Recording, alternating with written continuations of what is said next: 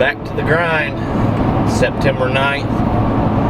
I just got off the phone with Dad, and we've got a little change in plans out at the farm. 3 weeks ago we talked about leaving some strips of corn and stuff for the deer, but Dad talked to the insurance company, and we're not going to be able to leave any corn standing this year.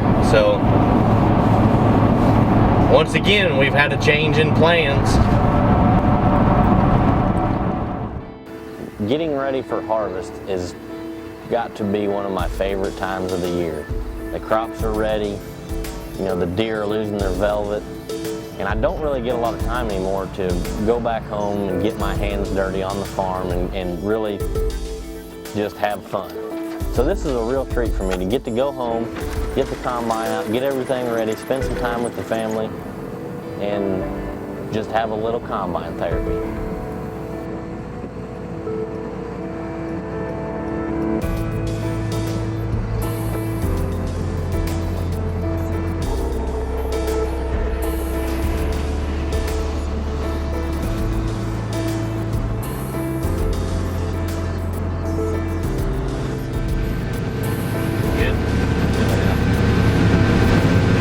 Just getting into the corn, and I'm pretty sure that our predictions were about dead on, if not a little hopeful. This is horrible. I mean, there is absolutely no yield, and we're on the good part of the farm here. So it ain't looking good, but we're gonna go ahead and rip it out. I'm glad we got insurance. My heart really sank whenever Dad told me that we weren't going to get to be able to leave any corn standing, because I was really relying on that being the kicker on the farm this year. And in my mind, this is just a giant waste of time and money and diesel fuel to go out here and shell this corn. You know, I say it's no yield, but it's making 15 or 20 bushel, which normally on an average year, this farm is making 150 to 200 bushel. So being able to shell corn for a straight solid hour without going back to the wagon and dumping, that's pretty depressing.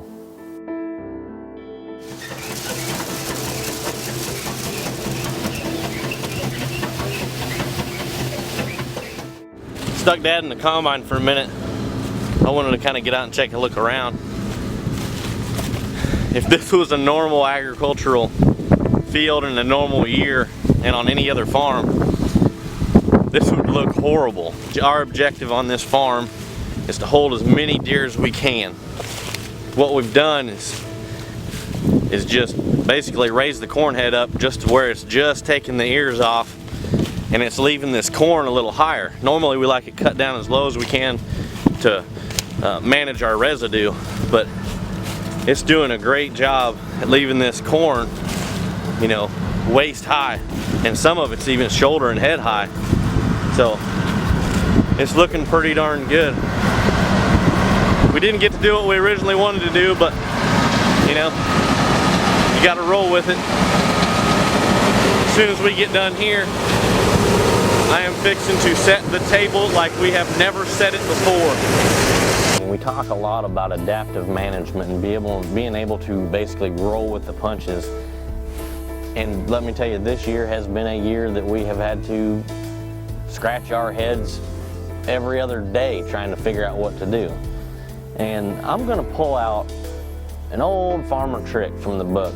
Instead of leaving the corn standing, which we can't do, I'm going to provide more food than we've ever had on the farm through a cover crop. So what we're going to do is I'm going to do it the hard way. I've got a hand seeder and 8 acres worth of seed, so we're going to get after it and set the table. You know, cover crops are not a new concept. It's not a magic bean. They are fairly new to the wildlife arena, but farmers have been using cover crops for years. Mainly cereal rye and maybe some turnips mixed in with if they're going to run some cattle on it during the wintertime. But a cover crop basically All it's designed to do is have something to suppress the winter weeds in that ag field, but also control erosion. And in the springtime, they'll go back in there, kill it with Roundup, and no-till plant straight back into it. And it looks like there is just so much trash and residue laying on top that your seed is not actually going to touch soil. But if you look, here's one laying just right on top of some residue. You get a little bit of rain and it just goes whoop, and it knocks it right down in there, and there is nothing but mellow, moist soil. And one thing about it is, you know, in the next couple of weeks, we're gonna have a lot of heat. We're supposed to get some rain here in the next day or two. A lot of this residue goes away.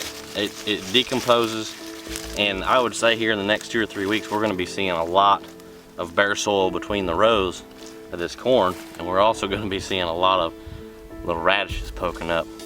So come this winter, if we don't have more food than anybody else in the county, I don't know who will. The crop that I have chosen to use is Pennington's Trophy Radishes, and there's really nothing out there that is designed like the Trophy Radishes are. Basically killing 3 birds with 1 stone. They germinate very, very quickly. They're very vigorous in their growth. So basically when you top seed these out into your field, you're going to have a green mat out there that quickly takes over any, you know, winter weeds or fall weeds that are going to want to come up in your field. So you have a great cover immediately after planting. Secondly, when those plants really get established and they start growing, the radish produces a tuber that goes up to 18 inches down in the soil. So basically that plant is breaking up any compaction that's in the soil, but it's also sucking up nutrients that are within that soil that were not used during the previous crop year. So you're getting nutrients taken up, you're getting compaction broken up. In late winter, early spring, when that plant dies, that tuber decomposes and it puts all of those nutrients back into the soil that otherwise would have leached out and would have been lost. And thirdly, the trophy radishes are the only scientifically backed variety that is very palatable to deer. One thing you need to think about when you're planting a cover crop or planting a radish is there is several different varieties that are available, but there's only one variety that is going to do what you really want it to do. My main concern is feed the deer throughout the winter and be able to attract and hold an abundance amount of deer throughout the hunting season. So basically my goal with this show is to bridge the gap, so to speak, between the farmer and the hunter, because you know, most of you guys out there may have a lease, or you may have a farm that you own that has tillable ground on it, and you don't want to take away from your ag fields and your profits on that field to put in a wildlife food plot.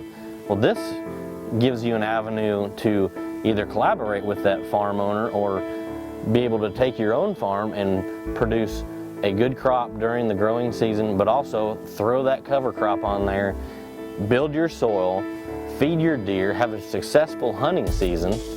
I mean, where can you go wrong with that?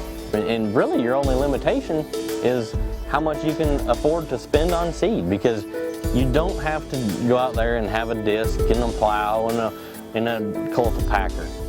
You've got a ready-made seed bed within that ag field. I mean, the farming practices today, you look between them rows and it's nothing but stalks and bare dirt.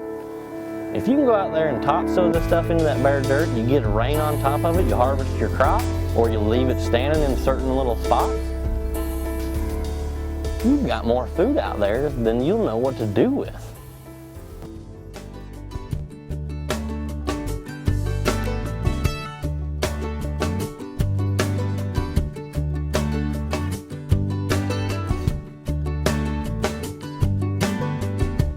There's a place I go, tucked back in the pines, where a green field grows, my own little paradise. I'm thankful for this land and the life that it provides. See, the measure of a man is what he leaves behind. Oh,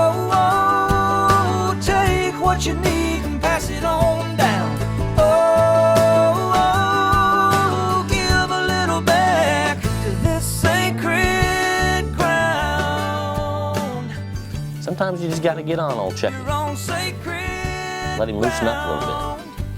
I am what I am. If you sit me down, I'm gonna talk like this. In trails, in pine plantations, nothing can be better. That'd have been good if he hadn't have just bulldozed the camera.